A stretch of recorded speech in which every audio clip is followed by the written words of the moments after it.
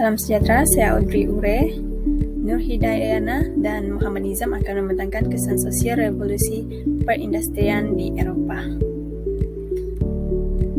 Pendahuluan, revolusi perindustrian merupakan satu tempo pembangunan pada separuh kedua abad ke-19 yang mengubah sebagian besar masyarakat luar bandar, agraria di Eropa dan Amerika kepada masyarakat perindustrian. Revolusi ini diartikan sebagai perubahan teknik dan skala pengeluaran yang semakin besar. Barangan yang dibuat menggunakan tenaga kerja manusia kini dihasilkan dalam kuantiti besar-besaran oleh mesin dikilang berkat pengenalan mesin dan teknik baharu dalam tekstil, pembuatan besi, dan industri lain.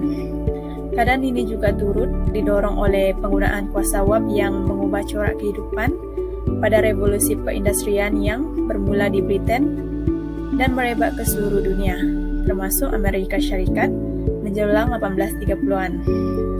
Revolusi perindustrian pada abad ke-18 ini telah membawa berbagai kesan positif maupun negatif di Eropa.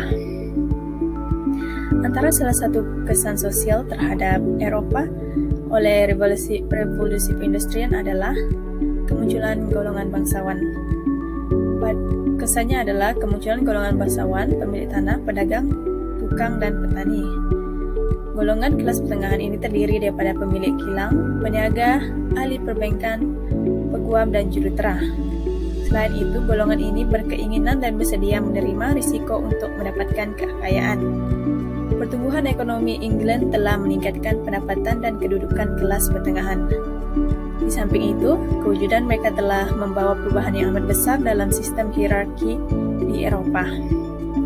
Mereka juga banyak menyumbang kepada pendapatan ekonomi negara-negara Eropa. Golongan pertengahan ini berkeinginan mencoba ide baharu dan bersedia menerima risiko dalam urusan perniagaan baru yang diceburi. Semangat dan keberanian golongan pertengahan ini menjadi salah satu kesan kepada revolusi perindustrian. Seterusnya adalah penghijrahan penduduk. Perpindahan penduduk dari luar bandar ke bandar. Faktor penghijrahan kejayaan seorang individu ditentukan oleh bakat dan kekayaan yang dimiliki. Dalam konteks ini, status keturunan tidak menentukan kejayaan seseorang. Jadi mereka mengambil kesempatan untuk mencari pekerjaan di bandar bagi mendapatkan keuntungan. Masalah sosial berlaku seperti jenayah, pelacuran, dan masalah kekeluargaan. Selain itu, kebanjiran migrasi penduduk telah mengakibatkan persaingan bagi mendapatkan pekerjaan dan meningkatkan kadar pengangguran. Masalah ini telah menimbulkan idea Britain untuk memigrasikan penduduknya ke kawasan Eropa, terutama di wilayah taklukannya. Dalam pada itu, kesan sosial revolusi perindustrian adalah pengeksploitasian pekerja. Terjadi pengeksploitasian pekerja wanita dan lelaki, di mana pekerja-pekerja ini, yaitu pekerja kilang, diberi tempo masa bekerja yang sangat panjang. Contohnya, mereka diperuntukkan untuk bekerja selama 12 jam dalam sehari. Selain itu, upah yang dibayar tidak berpatutan dan hanya untuk mengisi perut. Keadaan ini mengakibatkan banyak rakyat kebuluran dan dibelenggu dengan kemiskinan. Berlaku pertambahan penduduk selepas revolusi perindustrian di Eropa. Ini disebabkan oleh peningkatan taraf hidup dalam kalangan masyarakat Eropa. Buktinya berlaku kemajuan kesehatan yang mendorong masyarakat Eropa ini mula menitikberatkan mengenai penjagaan kesehatan sehingga mencatatkan penurunan kadar kematian di Eropa. Bukan itu sahaja, pertambahan penduduk di Eropa ini juga berpuncak daripada penghijraan penduduk. Penghijraan penduduk ini mengakibatkan timbulnya masalah sosial seperti lambakan penduduk dan persaingan bagi mendapatkan pekerjaan. Susulan daripada itu, kerajaan Eropa mengambil tindakan dengan memindahkan sebilangan penduduk ini ke luar Eropa, yaitu India, Australia, dan China. Seterusnya, revolusi perindustrian Eropa ini juga mengakibatkan berlakunya perubahan gaya hidup dalam kalangan masyarakatnya. Ini demikian karena sebelum berlakunya revolusi, masyarakat Eropa terikat dengan hubungan kekeluargaan kekeluargaan yang erat. Artinya kebanyakan anak muda tinggal di kawasan luar bandar. Bahkan ibu bapa juga sangat berperanan penting dalam institusi keluarga, sehingga mereka yang akan menentukan jodoh anak mereka. Situasi ini berubah selepas berlakunya revolusi. Anak muda mula berhijrah ke bandar untuk mendapatkan pekerjaan. Keadaan ini mengakibatkan hubungan kekeluargaan itu mula merosot. Bukan itu sahaja, kejayaan seseorang individu itu juga diukur melalui bakat dan kekayaan. Malah gaya hidup golongan muda yang bebas di kawasan bandar ini meningkatkan masalah sosial lain seperti kes pelacuran dan jenayah berat. Revolusi perindustrian di Eropa ini juga menimbulkan kesesakan di bandar-bandar perindustrian. Susulan daripada pertambahan penduduk, timbul beberapa masalah sosial lain. Misalnya, berlaku masalah kesehatan dalam kalangan masyarakat, isu penggunaan guna tanah bagi penempatan dan persekitaran tempat tinggal yang kotor.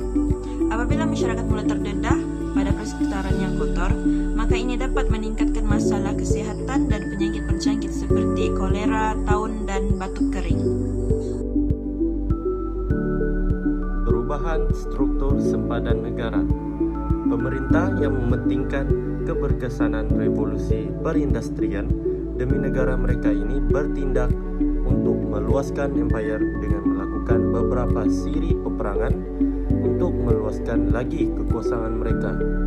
Antara peperangan yang berlaku semasa revolusi perindustrian ini adalah Perang Crimea pada tahun 1853 sehingga tahun 1856 yang berpunca daripada ancaman Rusia terhadap pelbagai kepentingan di Eropah dengan melakukan penekanan terhadap negara Turki.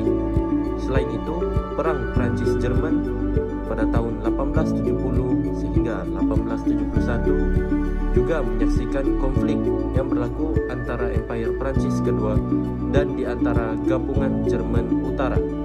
Konflik tersebut berlaku disebabkan oleh Prancis yang tekad untuk mendominasi semula kedudukannya di Eropah yang telah hilang disebabkan oleh kemenangan Jerman terhadap Austria pada Perang Austria pada tahun 1866. Akibatnya, perang yang berlaku tersebut menyebabkan kesan yang berkekalan kepada benua Eropah.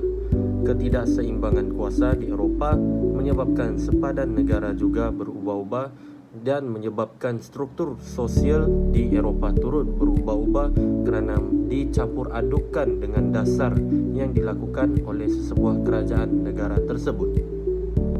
Peningkatan sara hidup.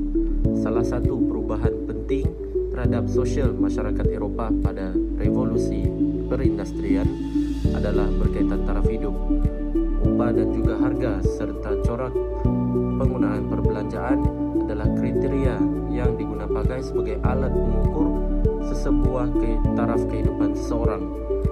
Namun begitu, pada tahun 1780 sehingga 1850, upah dan juga harga barangan berubah-ubah secara drastik. Di antara tahun 1815 sehingga 1830, kejatuhan harga barangan diikuti bersama dengan kenaikan gaji yang sedikit. Oleh itu, gaji pekerja pada masa tersebut dilihat semakin meningkat dan juga semakin baik. Penambahbaikan itu tersebut diikuti dengan kenaikan harga barangan seperti teh, gula dan juga kopi yang dianggap sebagai barangan yang digunakan pakai hanya oleh golongan atas dan menengah sahaja. Golongan kelas bawahan tidak mampu untuk menikmati barangan tersebut akibat kadar gaji yang sedikit dan hanya mampu membeli barangan keperluan yang penting sahaja.